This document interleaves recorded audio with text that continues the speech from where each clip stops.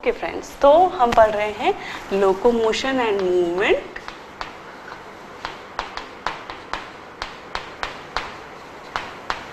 Okay, so locomotion and movement में अभी तक हमने चैप्टर्स कंप्लीट कर लिया है और सारे टॉपिक्स जो हैं वो हमने पढ़ लिए हैं। ठीक है, तो अब जो रह जाता है वो है रिवीजन एरिया। ठीक है, तो रिवीजन करेंगे हम, और रिवीजन कैसे करेंगे? जो एनसीईआरटी के जो क्वेश्चंस हैं वो हम एक्सरसाइज सॉल्व करते हैं हर चैप्टर में, तो वैसे ही इसमें भी हम वो एक्सरसाइज सॉल्व करेंगे।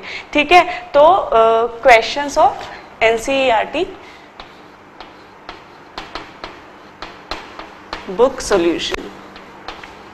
ठीक है, ये हम यहाँ पर देख रहे हैं NCERT book solutions and okay, so this is chapter number 21 in the NCERT book। ठीक है, तो NCERT बुक सॉल्यूशन हम देख रहे हैं लोकोमोशन एंड मूवमेंट का। तो जो सबसे पहला क्वेश्चन है NCERT की बुक में लोकोमोशन के चैप्टर में वो है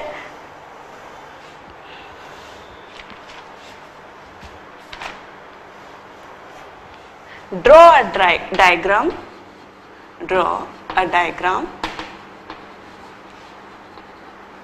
of sarcomere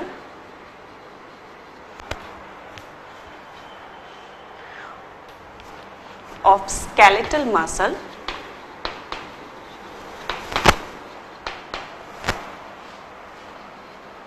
showing different region। ठीक है, different regions।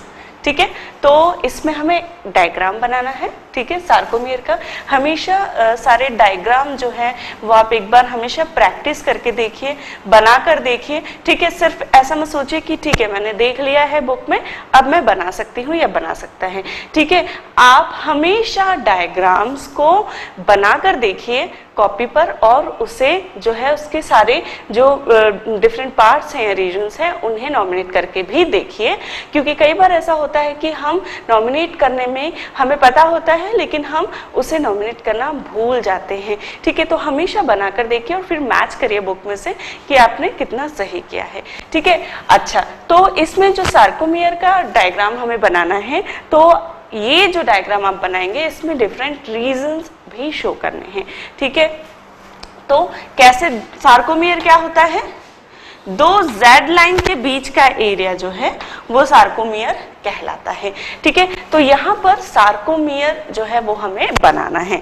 अब यदि इसमें आप डिफरेंट कलर यूज करेंगे, ठीक है, कैसे कि जो डार्क एरिया है उसे यदि रेड से शो करेंगे और जो लाइट एरिया यदि उसे ब्लू से शो करेंगे, दैट मीन्स कि जो थिन मायोफिलामेंट्स होते हैं उसे आप ब्लू से शो करें, और जो मायोसिन फिलामेंट्स होते हैं, थिक जो होते हैं, उन्हें आप रेड से शो करें, तो वो ज्यादा अच्छा दिखेगा और जो है डिफरेंशिएट भी होगा। जैसे ही एग्जामिनर उसे देखेगा तो उसे पता चल जाएगा देखते ही कि okay the student knows the reasons, क्या डिफरेंट रीजन्स होते हैं उसे पता है। ठीक है, तो कैसे हम बनाएंगे वो हम देखते हैं। ठीक है, ओके, तो एक तो जो है मसल फाइबर में एक तरीके से हम देखते हैं। कैसे देखते हैं?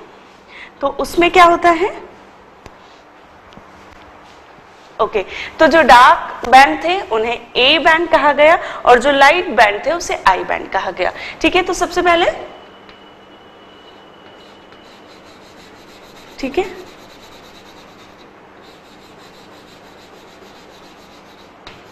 डार्क बैंड हम बना देंगे। ये डार्क बैंड है जिसमें कि बीच का एरिया जो है वो लाइट होता है। ठीक है, और इस लाइट एरिया को कहा जाता है एच जोन। ठीक है, ये बना रहे हैं हम।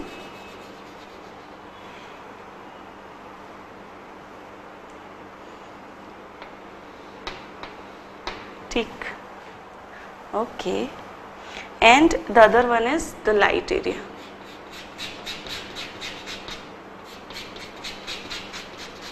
ठीक है, सो जो डार्क एरिया होता है उसे हम कहते हैं ए बैंड जो डार्क एरिया में भी लाइट कलर का बैंड होता है उसे हम कहते हैं एच बैंड या एच जोन। ठीक है, एच जोन कहा जाता है। ठीक है, उसके बाद जो लाइट कलर का एरिया दिखता है, ये लाइट कलर का, इसे ग्रीन या ब्लू कलर से भी बना सकते हैं आप। ठीक है, तो ये जो कहलाता है ये कहलाता है आई बैंड। ठीक है, जो आई बैंड में एक बीच में लाइन होती है उसे कहते हैं जेड लाइन। ठीक है, और जेड लाइन के बीच का जो एरिया होता है वो कहलाता है सार्कोमियर।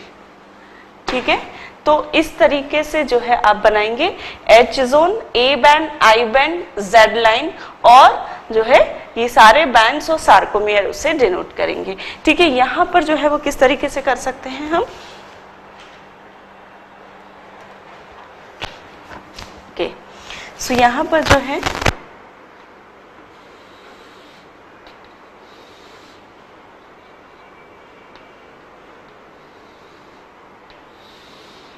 ठीक है, okay.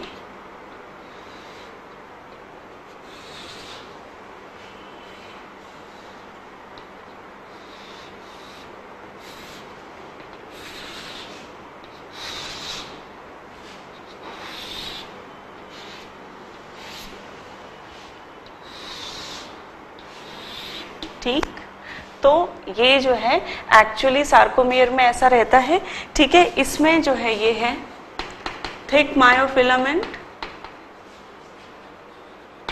और इसे हमने नाम दिया है मायोसिन। ठीक है, ये है थिन एक्टिन फिलामेंट। ठीक है, ये है जेड लाइन। ठीक, ये जो है ये है डार्क ए बैंड। ठीक है, ओके, और ये जो होता है यहां से यहां तक, यहां पे भी जो है इस प्रकार ये होता है। ठीक है, ओके, लाइक दिस। ठीक, और इसलिए ये कहलाता है लाइट आई बैंड। ठीक है, ए बैंड, आई बैंड, और उसमें जो फिलामेंट्स हैं ये। ठीक, और इसके बीच हम क्रॉस ब्रिज भी शो कर सकते हैं, लेकिन यहाँ पर क्रॉस ब्रिज शो करने की ज़रूरत नहीं है। ठीक है, क्रॉस ब्रिज जो है वो कॉन्ट्रैक्शन के टाइम पे ही फॉर्म होते हैं।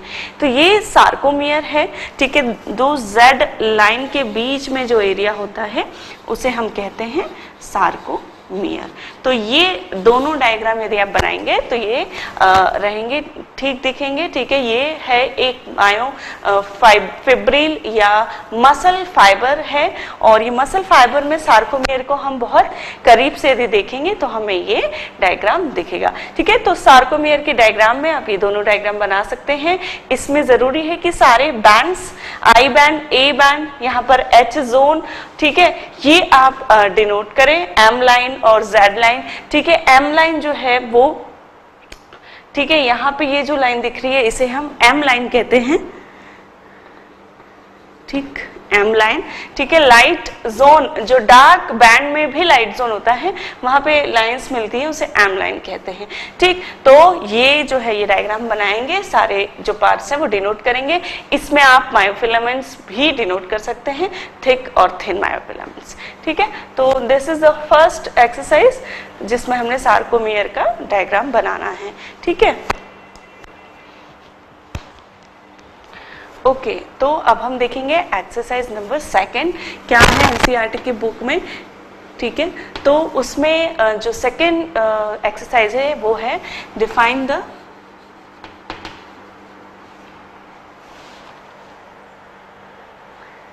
Sliding filament theory. Sliding filament theory of muscle contraction.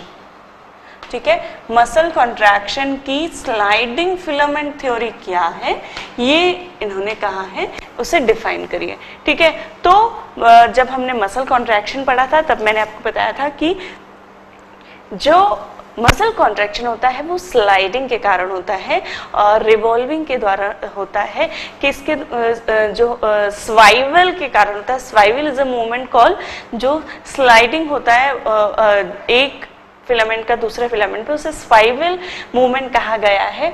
तो ये जो स्लाइडिंग फिलामेंट थ्योरी है ये कहती है कि मसल कॉन्ट्रैक्शन स्लाइडिंग के कारण होता है फिलामेंट के, ना कि जो फिलामेंट है वो श्रिंक होते हैं। ठीक है, तो ये जो थ्योरी है वो मैंने आपको बताया था कि स्लाइडिंग फिलामेंट थ्योरी कहलाती है। ठीक है, तो ये आप पूरा डिफाइन करेंगे, साथ ही किसने दी थी तो उनका जो नाम है वो आपको जरूरी है। तो A.F. Huxley and R.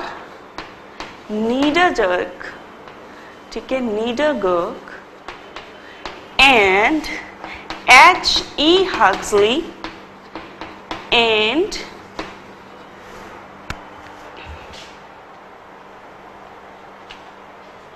Gene Manson of England. ठीक है, जीन मैनसन ऑफ इंग्लैंड। तो इन्होंने ये मसल फिलामेंट जो है उसके स्लाइडिंग थ्योरी दी थी, sliding theory of muscle filament. तो इन्होंने ही जो है ये सबसे पहले बताया था। इंग्लैंड के ये साइंटिस्ट हैं और इन्होंने 1954 में जो है ये बताया था कि भाई जो मसल कॉन्ट्रैक्शन है वो स्लाइडिंग थ्योरी है, ना कि जो फिलामेंट्स हैं उनका श्रिंक होना है। ठीक है, तो ये एक तो आप फिलामेंट थ्योरी बताएंगे कि क्या है और किसके द्वारा प्रपोज की थी और कब प्रपोज की थी। ठीक है, then your answer will be complete. ठीक,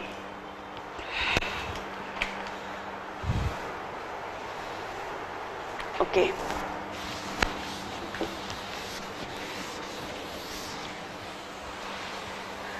सो जो नेक्स्ट एक्सरसाइज है एनसीईआरटी की बुक में वो है डिफाइन इंपॉर्टेंट स्टेप्स इन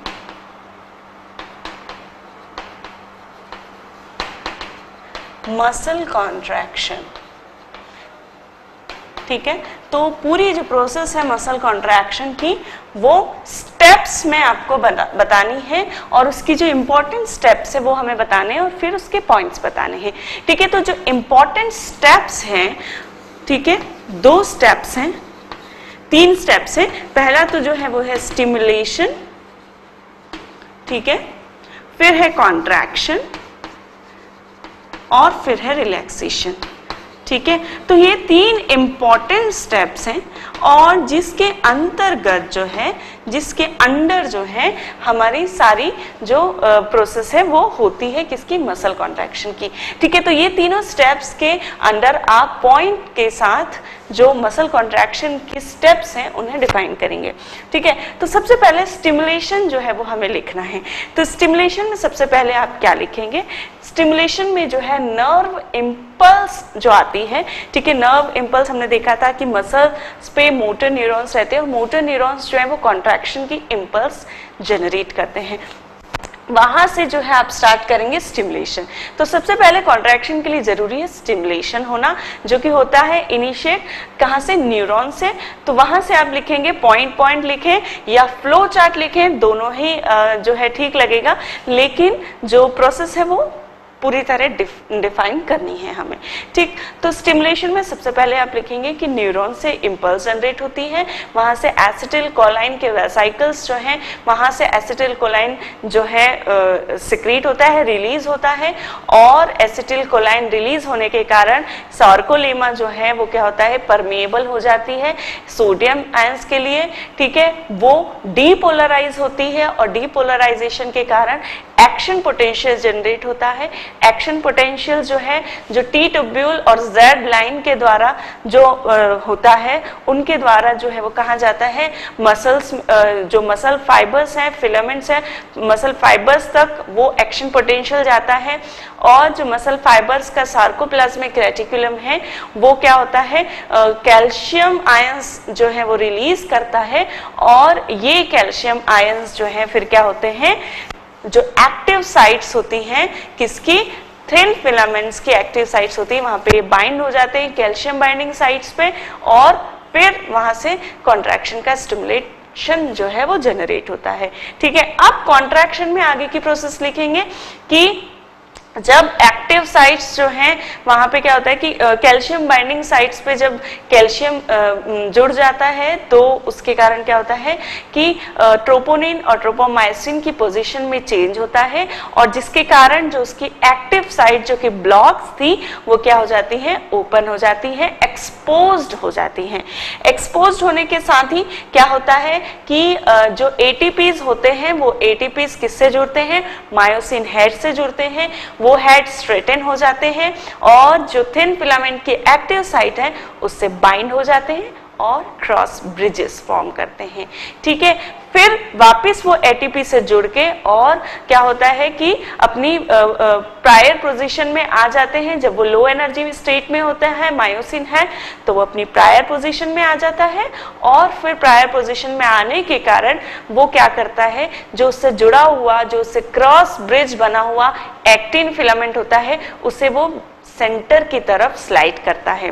ठीक, और फिर वो एटीपी लेके और डिटेच हो जाता है। ये प्रोसेस बार बार रिपीट होती है उसके मायोसिन हैड्स के क्रॉस ब्रिज बनाने की, और जब ये रिपीटेटिवली प्रोसेस होती है तो मसल कॉन्ट्रैक्शन होता है।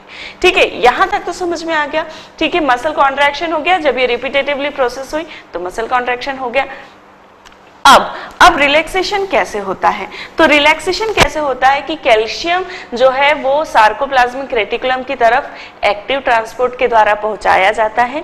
ठीक है, जिसके की कारण जो बाइंडिंग कैल्शियम बाइंडिंग साइट्स हैं वो वापस से क्या करती हैं, वहां पे कैल्शियम चूंकि बाइंड नहीं होता तो उसके कारण जो ट्रोपोनिन और ट्रोपोमाइसिन है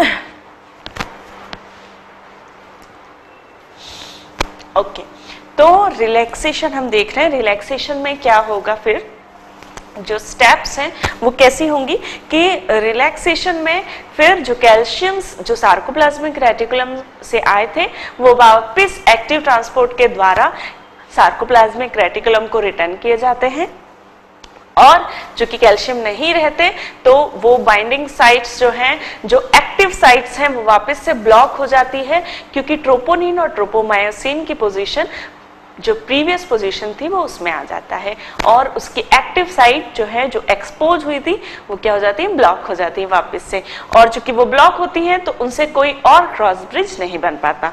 ठीक, साथ ही जब मसल कॉन्ट्रैक्शन रिपीटेटिवली होता है तो क्या होता है कि एटीपीज जो है वो कम होने लगते हैं, और एन एरोबिक जो है रेस्पिरेशन के कारण जो एटीपीज जनरेट हुए हैं तो उसके कारण लैक्टिक एसिड जो बनने लगता है वो क्या होता है, वापिस से ब्लड के थ्रू लिवर में जाता है, और वापस से उसकी प्रोसेसिंग होती है और उससे ग्लाइकोजन बनता है, और फिर से एटीपीज जनरेट होते हैं, और इन बिटवीन जब ये प्रोसेस होती रहती है तो मसल्स जो है वो रिलैक्स पोजीशन में रहती हैं। साथ ही जो हमने देखा था कि जो एसिटिल कोलाइन है वो एसिटिल कोलाइन एस्ट्रेस के द्वारा हाइड्रोलाइज होता है, और जब वो हाइड्रोलाइज होता है तो वो कुछ और आगे जो उसकी प्रोसेस है वो नहीं कर पाता। दैट मीन्स कि जो सार्कोलेमा है वो वापस से रीपोलराइज हो जाती है। सोडियम आयंस जो है वो एक्टिव ट्रांसपोर्ट के द्वारा जो है वो वापस से सोडियम पोटेशियम पंप में वर्क करने लगते हैं, और फिर से जो उसका उसका जो पोटेंशियल, उसका जो ग्रेडियंट था, कॉन्सेंट्रेशन ग्रेडियंट, वो वापस से मेंटेन रहने लगता है और मसल रिलैक्स रहती है। ठीक है, तो रिलैक्सेशन में हम ये जो पॉइंट है वो लिखेंगे, एक तो सार्कोप्लाज्मिक रेटिकुलम वाला, एक लिखेंगे हम सार्कोलेमा का कि सार्कोलेमा जो है वापस रीपोलराइज हो जाती है। उसके बाद हम लिखेंगे कि एसिटिल कोलाइन का पॉइंट लिखेंगे कि एसिटिल कोलाइन एस्ट्रिस के द्वारा हाइड्रोलाइज होता है, इसलिए it can not work anymore. ठीक, तो ये जो है ये प्रोसेस रिलैक्सेशन में लिखी जाएंगी। साथ ही एटीपीज की जो हमने प्रोसेस पढ़ी थी कि एटीपीज जो है उसका कैसे, एटीपीज एनर्जी का कैसे मसल कॉन्ट्रैक्शन में रिलेशन है और कैसे फॉर्म होती हैं, वो हमने पढ़ा था। वो भी आप रिलैक्सेशन में लिखेंगे कि जब एटीपीज यूज हो जाते हैं तो वो कैसे फिर से जो है रेस्टोर किया जाता है उन्हें। ठीक, तो ये इंपॉर्टेंट स्टेप्स है, स्टिमुलेशन, कॉन्ट्रैक्शन, रिलैक्सेशन। इसके अंडर या तो आप पॉइंट में लिखें या फिर आप फ्लो चार्ट में लिखें, दोनों ही मान्य है। ठीक है, तो ये हो गई हमारी exercise number 3, important steps in the muscle contraction. Okay, जो नेक्स्ट एक्सरसाइज है एक्सरसाइज नंबर 4, उसमें है राइट, ट्रू और फॉल्स। ट्रू और फॉल्स तो हमें बताने ही हैं और साथ ही क्या करना है कि जो स्टेटमेंट फॉल्स हैं उन्हें करेक्ट करना है, चेंज करना है so that it is true. So and change the false statement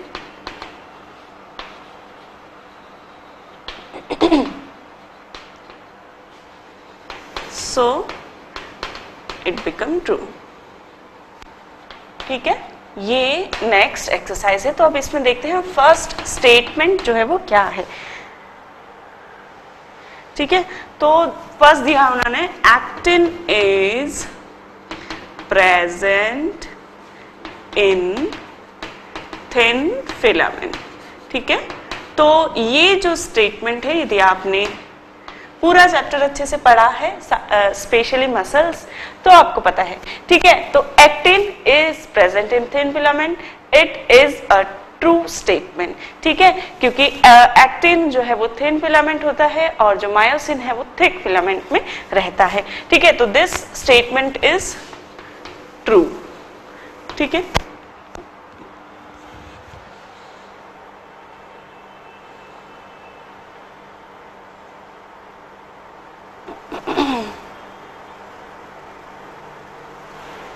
ठीक है, तो जो नेक्स्ट है वो ये कहता है कि H zone represents both the thick filament and the thin filament. ठीक है, तो ये जो स्टेटमेंट है ये हमने देखा, अभी जो डायग्राम हमने देखा था सार्कोमेयर का, यदि उसमें आपको याद हो तो हमने क्या देखा था कि डार्क बैंड जो है वो ए बैंड कहलाता है और ए बैंड के बीच में जो लाइट बैंड होता है उसे हम कहते हैं एच जोन। ठीक है, लेकिन जो डार्क बैंड होता है वो सिर्फ थिक फिलामेंट से बनता है और ऑफ कोर्स इसीलिए एच जोन भी जो है वो सिर्फ थिक फिलामेंट को ही रिप्रेजेंट करता है। तो ये जो है ये फॉल्स स्टेटमेंट है और इसका स्टेटमेंट यदि हम चेंज करना चाहें तो ये होगा कि H zone represents only thick filament. ठीक है, ओके, ठीक है, this is the true statement. The next statement is human skeleton has 206 bone।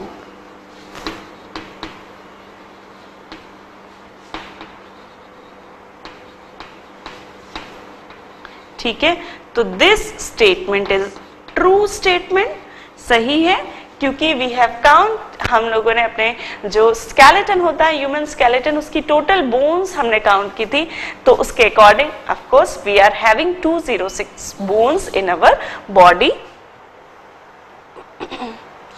and that is the true statement. So the next statement is there are 11 pairs of ribs in our body, and that is a false statement because हमने देखा था कि हमारी जो ribs होती हैं वो 12 pairs होते हैं, 12 पेयर्स होते हैं, उनके दोनों साइड पे 12 रिब्स जो हैं वो होती हैं. So we have 12 pairs of ribs. This is the correct statement. ठीक.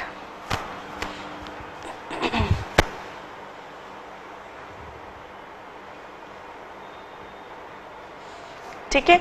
The next statement is sternum is present in ventral side of body. ठीक है. और ये जो स्टेटमेंट है ये ट्रू स्टेटमेंट है, राइट स्टेटमेंट है, क्योंकि जो स्टर्नम होती है वो आगे की साइड होती है. ठीक है. जो बॉडी का जो ह्यूमन बॉडी है उसमें जो आगे का पार्ट होता है, एंटीरियर पार्ट, वो वेंट्रल पार्ट कहलाता है और पोस्टीरियर पार्ट को डॉर्सल पार्ट कहा जाता है. ठीक है. तो sternum is present in ventral side of body and that is the true statement. ठीक है. तो ये हो गई हमारी एक्सरसाइज नंबर 4 जिसमें ट्रू और फॉल्स हमें बताने थे. हमने ट्रू स्टेटमेंट भी जो है फॉल्स जो थे उन्हें ट्रू में भी करके देखा. ठीक. ओके.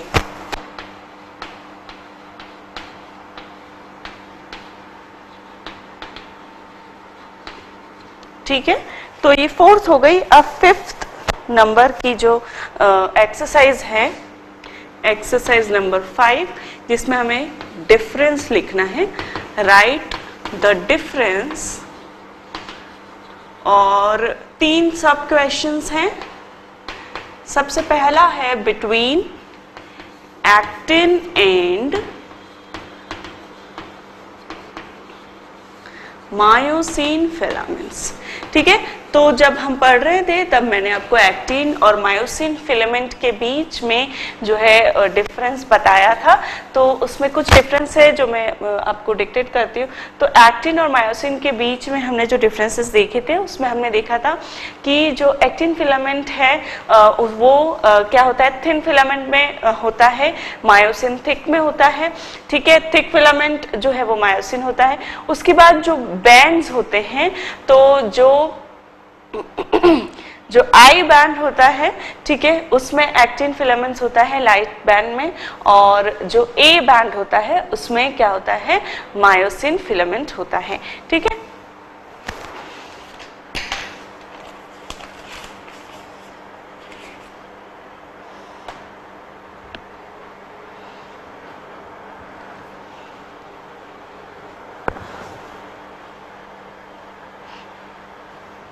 ओके.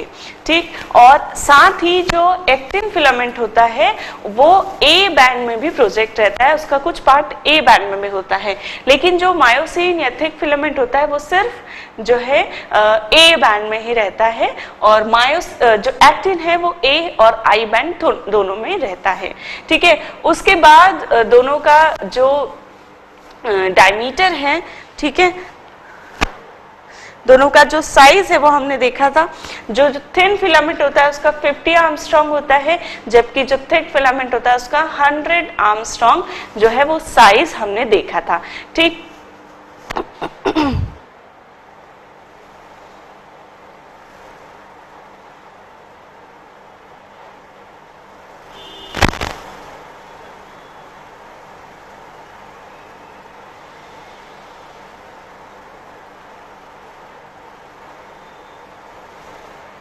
ओके.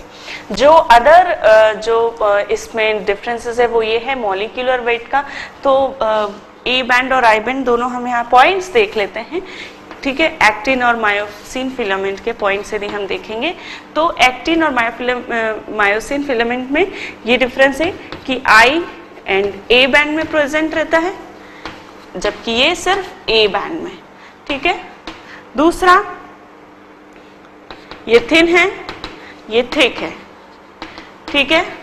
इसका जो साइज है वो है 50 आर्मस्ट्रॉन्ग इसका जो है 100 आर्मस्ट्रांग।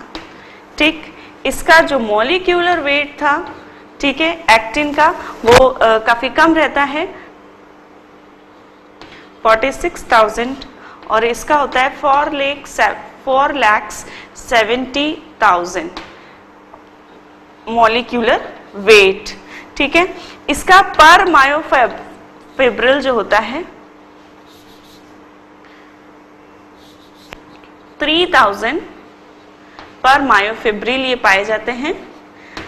ठीक है, जबकि थिक फिलामेंट जो है वो 1500 पर मायोफिब्रिल होते हैं।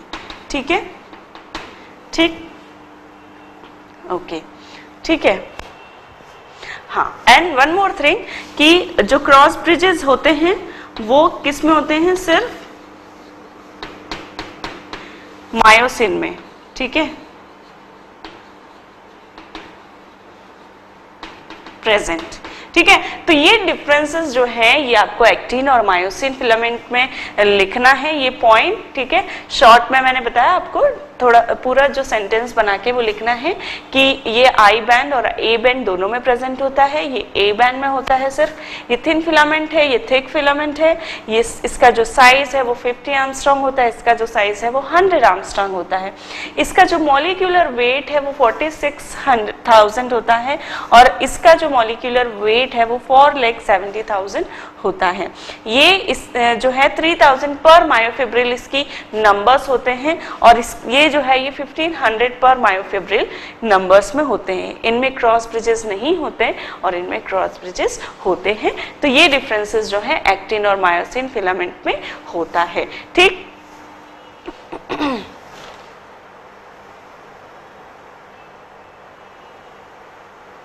ओके, जो नेक्स्ट है वो है red and white muscle fibre.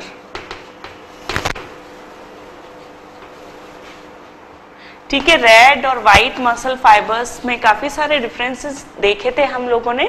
ठीक है, तो बस रिवाइज करेंगे कि रेड और व्हाइट मसल फाइबर्स में क्या होता है कि रेड मसल फाइबर्स में क्या होता है?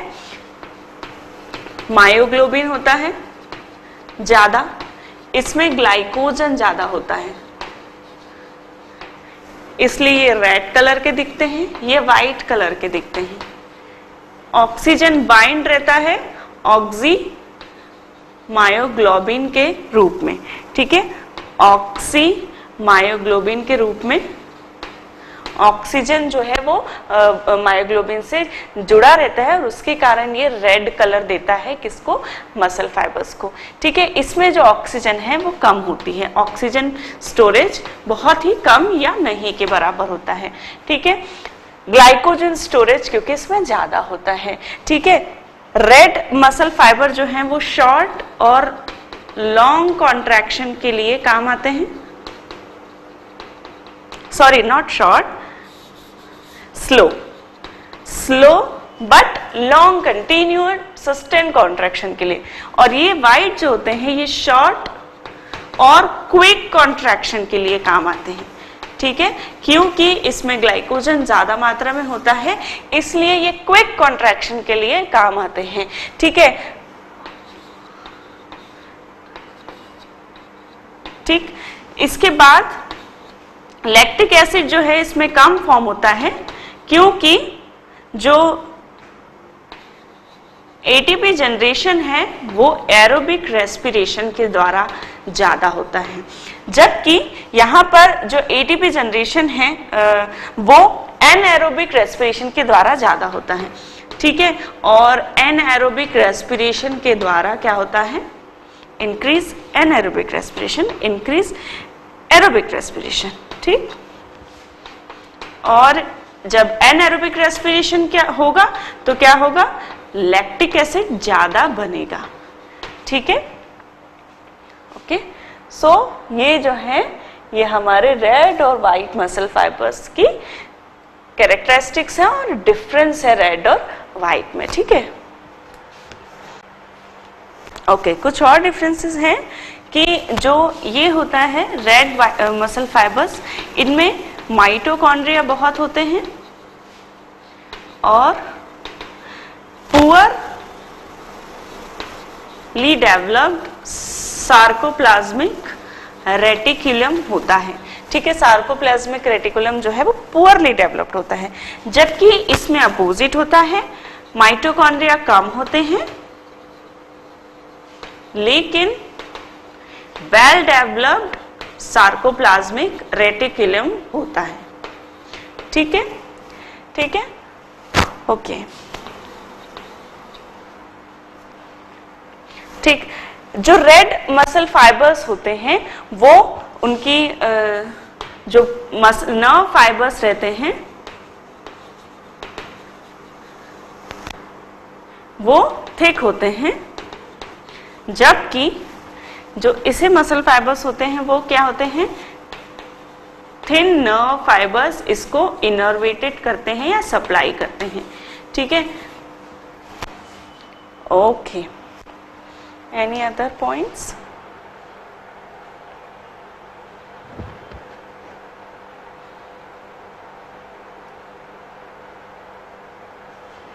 Okay, so this difference is, it is not thick, it is thin and this is thick. ठीक है, इसको जो नर्व फाइबर्स करते हैं वो थिन होते हैं, जबकि इसे जो नर्व फाइबर्स सप्लाई करते हैं वो थिक नर्व फाइबर्स होते हैं, क्योंकि जो थिक नर्व फाइबर्स होते हैं वो फास्ट क्विक इंपल्स जनरेट करते हैं, जबकि जो थिन नर्व फाइबर्स होते हैं वो स्लो इंपल्स जनरेट करते हैं। ठीक है, जो रेड मसल फाइबर्स होते हैं they do not fatigue easily. ठीक है, इजीली फटिग नहीं होते, जबकि जो वाइट मसल फाइबर्स हैं वो इजीली फटिग हो जाते हैं। ठीक है, क्योंकि ऑक्सीजन जो है वो स्टोरेज कम है, इसलिए वो इजीली फटिग हो जाते हैं, लेकिन क्विक कॉन्ट्रैक्शन वो कर सकते हैं। ठीक है, तो ये जो डिफरेंसेस हैं ये रेड और वाइट मसल फाइबर्स के बीच में डिफरेंसेस हैं। और अब हम देखेंगे नेक्स्ट क्वेश्चन और नेक्स्ट जो पेक्टोरल एंड पेल्विक गर्डल। जो नेक्स्ट डिफरेंस है वो है पेक्टोरल एंड पेल्विक गर्डल। ठीक है, तो पेल्विक गर्डल और पेक्टोरल गर्डल जब हमने देखा था स्केलेटन में, पार्ट्स ऑफ स्केलेटन, तो उसमें हमने देखा था जो पेक्टोरल गर्डल है वो जो है पोस्टीरियर लैटरल पार्ट में मिलता है बॉडी में, अपर रीजन में। ठीक है, जो शोल्डर्स हैं और क्लेविकल बोन होती हैं वो पेक्टोरल गर्डल बनाती हैं, जबकि पेल्विक गर्डल जो है वो लोअर रीजन में मिलता है बॉडी के। ठीक है, तो पहला तो है वो रीजन कि upper part of body in posterior lateral part, posterior lateral side। ठीक, जबकि जो pelvic girdle है वो लोअर पार्ट में मिलता है।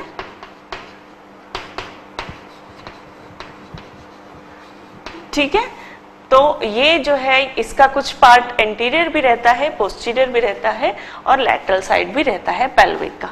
ठीक है, तो जो पेक्टोरल गर्डल है वो किस बोन के द्वारा बनता है, स्कैपुला और क्लेविकल, इन दो बोन के द्वारा, कॉलर बोन और स्कैपुला जो कि बैक बोन होती है, शोल्डर की ब्लैड होती है, शोल्डर ब्लैड जिसे कहते हैं, उन दोनों बोन्स के द्वारा पेल्विक गर्डल फॉर्म होता है, जबकि पेक्टोरल गर्डल फॉर्म होता है।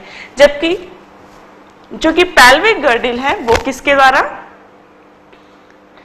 वो होता है इलियम, इस्चियम एंड प्यूबिस के द्वारा पेल्विक गर्डल फॉर्म होता है। जो पेक्टोरल गर्डल है ये बॉवेल शेप नहीं बनाता, तो it does not form bowel shape. ठीक है, जबकि जो पेल्विक गर्डल है, दोनों साइड के पेल्विक गर्डल जब जुड़ते हैं तो वो एक बॉवेल शेप बनाते हैं, तो इट फॉर्म्स बॉवेल शेप। और इस बॉवेल शेप में क्या होता है कि जो एब्डोमिनल ऑर्गन है वो सेफ रहते हैं, सिक्योर रहते हैं, प्रोटेक्टेड रहते हैं। ठीक है, ओके। अदर जो इसके पॉइंट है वो ये हैं कि जो पेक्टोरल गर्डल है उसके फंक्शंस क्या है, तो इट गिव्स, इसके फंक्शंस लिखेंगे, क्या करता है, आर्म बोन को अटैचमेंट देता है, आर्म बोन्स जो है उसको जोड़ने के लिए ये जो है ये प्रदान करता है, कैविटी प्रदान करता है। इसमें जो ग्लिनॉइड कैविटी होती है उससे ह्यूमरस बोन का जो हेड होता है वो जुड़ता है, तो आर्म बोन को अटैचमेंट देता है, साथ ही आर्म मसल्स को भी अटैचमेंट देता है, ठीक है। जबकि जो पेक्टोरल गर्डिल है वो क्या करता है, जो पेक्टोरल गर्डिल है उसके फंक्शंस क्या हैं, तो ये ऑफ कोर्स अटैचमेंट देता है, किसको, थाई की बोन को, फीमर को अटैचमेंट देता है, और दूसरा थाई मसल्स को अटैचमेंट देता है, ठीक है। और जो बॉडी का वेट है उसे जो है ट्रांसफर करता है, बॉडी वेट को ट्रांसफर करता है, ठीक। और एक और काम ये है कि जो एब्डोमिनल ऑर्गन्स हैं उन्हें प्रोटेक्ट करता है, प्रोटेक्ट करता है, ठीक है, प्रोटेक्शन का काम करता है, ठीक है।